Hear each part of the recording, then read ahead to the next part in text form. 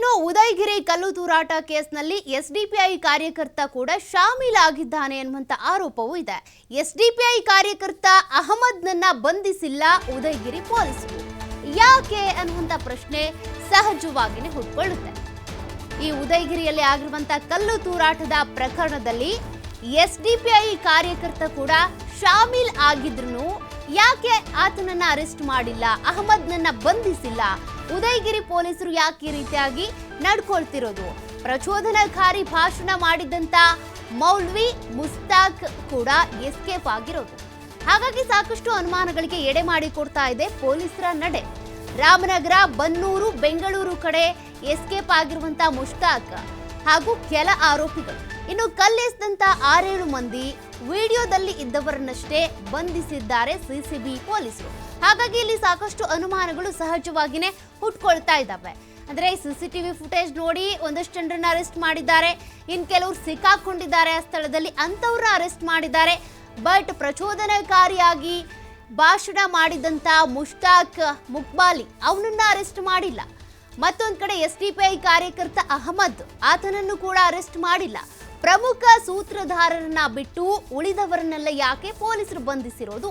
ಇವರಿಬ್ಬರನ್ನ at least ಬಂಧಿಸಿ ತನಿಖೆ ನಡೆಸಿದ್ರೆ ಏನಾದ್ರೂ ವಿಚಾರ ಗೊತ್ತಾಗ್ತಾ ಇತ್ತಲ್ಲ, ಇವರೇ ಸೂತ್ರಧಾರಿಗಳು ಯಾಕೆ ಬಂಧಿಸ್ತಾ ಇಲ್ಲ ಅಂತೇಳಿ ಪ್ರಶ್ನೆ ಮಾಡ್ತಾ ಇದ್ದಾರೆ ಜನರು ಸಹಜವಾಗಿನೇ.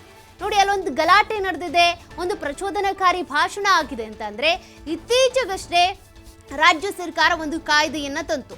ನೀವು ವಿಷ ಬೀಜವನ್ನ ಬಿತ್ತುವಂತಿಲ್ಲ, ದ್ವೇಷಪೂರಿತ ಭಾಷಣಗಳನ್ನ ಮಾಡುವಂತಿಲ್ಲ, ಪ್ರಚೋದನಕಾರಿಯಾಗಿ ಮಾತನಾಡುವಂತಿಲ್ಲ, ಅಂತವರ ವಿರುದ್ಧ ಕಠಿಣ ಕ್ರಮವಾಗುತ್ತೆ ಅಂತ. ಬಟ್ ಹಾಗಿದ್ರೂ ಕೂಡ ಮುಷ್ತಾಕ್ ಈ ರೀತಿಯಾಗಿ ಕೊಲ್ತೀನಿ, ಕತ್ತರಿಸ್ತೀನಿ, ನೀವು ನಮ್ಮ ಜೊತೆಗಿರಲ್ವಾ ಅಂತೇಳಿ ಪ್ರಚೋದನಕಾರಿಯಾಗಿ ಭಾಷಣ ಮಾಡಿದ್ದ. ಆತನನ್ನ ಪೊಲೀಸರು ಅರೆಸ್ಟ್ ಮಾಡಿಲ್ಲ. ಅದೇ ರೀತಿಯಾಗಿ ಅಹಮದ್ ಎಸ್ಡಿಪಿಐ ಕಾರ್ಯಕರ್ತ, ಈತನು ಕೂಡ ಇದರಲ್ಲಿ ಶಾಮೀಲಾಗಿದ್ದಾನೆ ಅನ್ನುವಂತ ಆರೋಪ ಇದೆ. ಈತನ ಕಡೆನೂ ಕೂಡ ಪೊಲೀಸರು ಹೋಗಿಲ್ಲ. ಕೆಲ ಆರೋಪಿಗಳು ರಾಮನಗರ, ಬನ್ನೂರು ಸೇರಿದಂತೆ ಬೇರೆ ಬೇರೆ ಕಡೆ ಎಸ್ಕೇಪ್ ಆಗಿದ್ದಾರೆ ಅನ್ನುವಂತ ಮಾಹಿತಿ ಸಿಗ್ತಾ ಇದೆ. ಉಳಿದವರನ್ನ ಯಾವಾಗ ಬಲೆ ಬೀಸಿ ಪೊಲೀಸರು ಬಂಧಿಸ್ತಾರೆ? ಕೆಲವ್ರನ್ನ ಬಿಟ್ಟು ಕೆಲವ್ರನ್ನ ಮಾತ್ರ ಹಿಡಿಬೇಕು ಅಂತ ಪೊಲೀಸರು ಏನಾದ್ರು ಇಲ್ಲಿ ಡಿವಿಷನ್ ಮಾಡ್ಕೊಂಡು ಕೆಲಸ ಮಾಡ್ತಿದ್ದಾರಾ? ಸಾಕಷ್ಟು ಅನುಮಾನಗಳು ಇಲ್ಲಿ ಹುಟ್ಕೊಳ್ತಾ ಇವೆ. ಎಸ್ಡಿಪಿಐ ಕಾರ್ಯಕರ್ತನ ಮೇಲೆ ಅನುಮಾನ ಬಂದಿದೆ, ಅಟ್ಲೀಸ್ಟ್ ಆತನನ್ನ ವಿಚಾರಣೆ ಮಾಡಬಹುದು. ಮತ್ತೊಂದು ಕಡೆ ಪ್ರಚೋದನಕಾರಿಯಾಗಿ ಭಾಷಣ ಮಾಡಿರೋದು ಮುಷ್ತಾಕ್, ಆತನನ್ನು ಕೂಡ ಕರೆಸಿ ವಿಚಾರಣೆ ಮಾಡಬಹುದಿತ್ತು, ಅರೆಸ್ಟ್ ಮಾಡಬಹುದಿತ್ತು. ಬಟ್ ಅದ್ಯಾವ ಕೆಲಸವನ್ನು ಕೂಡ ಪೊಲೀಸರು ಮಾಡ್ತಾ ಇಲ್ಲ.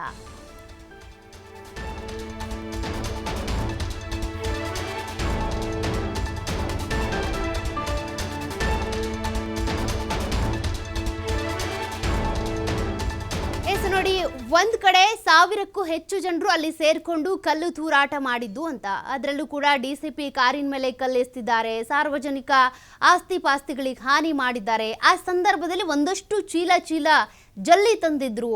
ಇವೆಲ್ಲ ಒಂದಷ್ಟು ಅಂಶಗಳು ಸಿಗ್ತಾ ಇದ್ದಾವೆ. ಬಟ್ ಸಂಪೂರ್ಣವಾಗಿ ತನಿಖೆ ಆದ ಬಳಿಕನೇ ಇದು ನಿಜಕ್ಕೂ ಏನ್ ಪ್ಲಾನ್ ಆಗಿತ್ತು, ಆ ಪ್ರಚೋದನಕಾರಿ ಭಾಷಣದಿಂದಾನೇ ಇವರೆಲ್ಲರೂ ಕೂಡ ಈ ರೀತಿಯಾಗಿ ಪ್ರವೋಕ್ ಆದ್ರ, ಅಥವಾ ನಿಜಕ್ಕೂ ಕೂಡ ಒಂದು ಸೋಷಿಯಲ್ ಮೀಡಿಯಾದ ಪೋಸ್ಟ್ ಏನಿದೆ, ರಾಹುಲ್ ಗಾಂಧಿ ವಿರುದ್ಧ, ಅರವಿಂದ್ ಕೇಜ್ರಿವಾಲ್ ವಿರುದ್ಧ, ಅಖಿಲೇಶ್ ಯಾದವ್ ಅವರ ವಿರುದ್ಧ ಮಾಡಿದಂಥ ಪೋಸ್ಟ್ ಏನಿದೆ, ಆ ಪೋಸ್ಟ್ ಮಾಡುವಾಗ ಬಳಸ್ಕೊಂಡಿದ್ರಲ್ವಾ ಇದು ಮುಸ್ಲಿಂ ಧರ್ಮವನ್ನ ಬಳಸ್ಕೊಂಡು ಒಂದಷ್ಟು ಅವಹೇಳನ ಮಾಡಿದ್ರಲ್ವಾ, ಅದು ಪ್ರಚೋದನೆ ಕೊಡ್ತಾ? ಅದೆಲ್ಲವೂ ಕೂಡ ಉತ್ತರ ಸಿಗಬೇಕು ಅಂದ್ರೆ ಸಂಪೂರ್ಣವಾದಂಥ ತನಿಖೆ ಆಗಬೇಕಾಗಿದೆ.